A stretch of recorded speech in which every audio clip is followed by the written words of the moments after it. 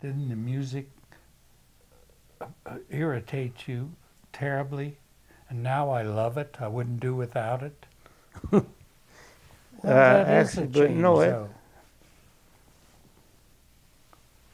I don't think it did, no. Oh, it bothered me terribly when I first, because I'd never had it with prayers like on Yom Kippur, and yet I think the Yom Kippur prayer service at Temple is most beautiful. I wish my father was alive and I could take him there to see it.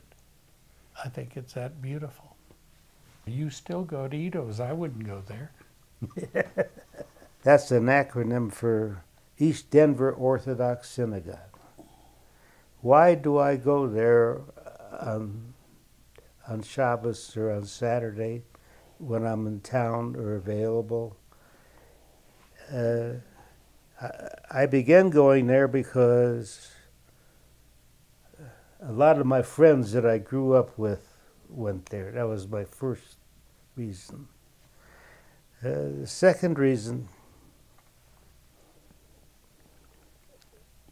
is that I began to appreciate and enjoy the services there. It took me a while, but